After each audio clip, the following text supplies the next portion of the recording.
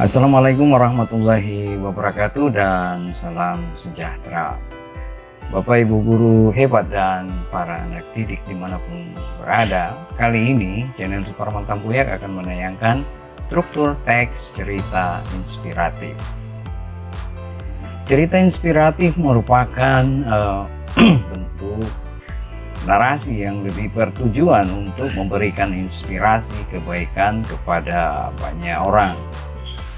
Cerita inspirasi adalah cerita yang baik dan dapat menggugah perasaan, memberi kesan yang mendalam bahkan dalam tingkat yang lebih tinggi, mampu membuat seseorang berjanji pada dirinya untuk menjadi seperti yang dibacanya.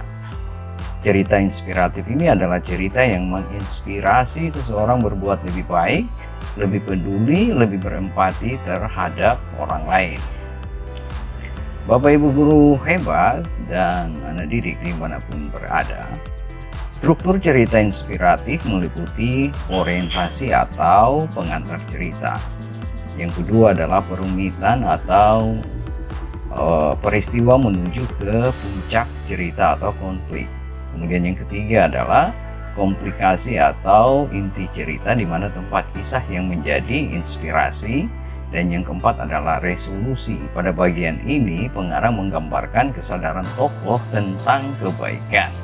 Dan yang kelima adalah koda atau penutup cerita yang berisi kesimpulan dan pesan-pesan moral.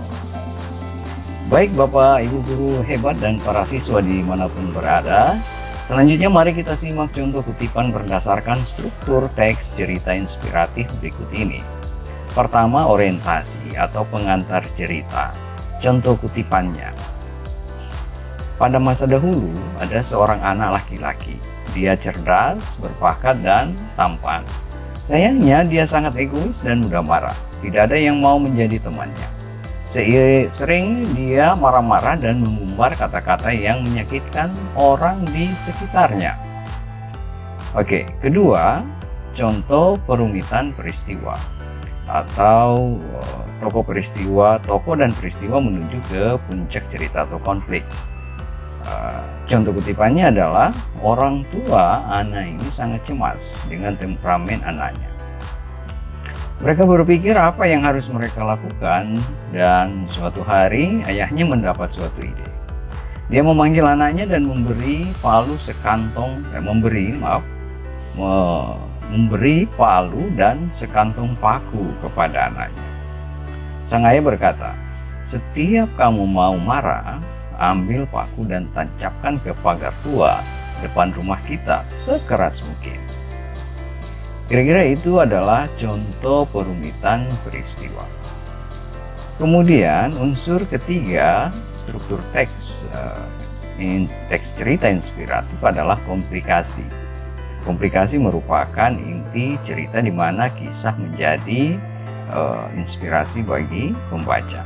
Contoh kutipannya adalah, meski pagar kayu itu ternyata sangat keras dan palu yang digunakan cukup berat, namun karena anak laki-laki itu begitu beringat, maka pada hari pertama saja dia sudah menancapkan 37 paku. Hari demi hari, minggu demi minggu, jumlah paku yang ditancapkan makin lama makin berkurang. Setelah beberapa waktu, anak itu mulai menahan amarah. Lebih mudah menancapkan paku ke pagar. Suatu hari, anak itu tidak lagi memerlukan palu dan paku. Setelah dia belajar menahan amarah dengan baik. Lalu dia datang ke ayahnya dan bercerita tentang keberhasilannya menahan amarah. Apa kata ayahnya? "Sekarang setiap saat jika kamu mampu menahan amarah dalam sehari, cabut paku yang sudah tertancap di pagar." Keempat, resolusi atau bagian yang menyadarkan tokoh tentang kebaikan. Contoh kutipannya adalah, sekian waktu berlalu, akhirnya sang anak bangga. Setelah semua paku tercabut, hilang semuanya. Dan saat dia datang ke ayahnya, dia menceritakan semuanya. Dia menawarkan untuk merapikan dan merawat pagar. Apa kata ayahnya? Kamu sudah berhasil, nak. Tetapi coba perhatikan lubang bekas paku itu. Pagar itu tidak akan bisa menjadi seperti semula. Sudah cacat. Oke, itu adalah contoh bagian resolusi dalam struktur teks cerita inspiratif. Kemudian yang kelima adalah koda atau penutup cerita yang berisi kesimpulan dan pesan moral. Contoh kutipannya adalah, hal yang sama terjadi saat kamu menyakiti orang dengan ucapanmu. Kata-kata meninggalkan bekas luka di hati. Sama halnya lubang bekas paku di pagar, kata ayahnya. Lanjut ayahnya, ingat, kita harus memperlakukan setiap orang dengan sayang dan hormat, sebab meskipun setelah memohon maaf dan dimaafkan, luka di hati tidak akan pernah hilang. Baik Bapak Ibu, guru hebat dan para siswa dimanapun berada, terima kasih telah menonton tayangan kami. Semoga bermanfaat. Jangan lupa like, komen, dan subscribe, dan bagikan. Karena berbagi ilmu dan kebaikan itu sangat baik. Wassalamualaikum warahmatullahi wabarakatuh dan salam sejahtera. Sekali lagi, terima kasih.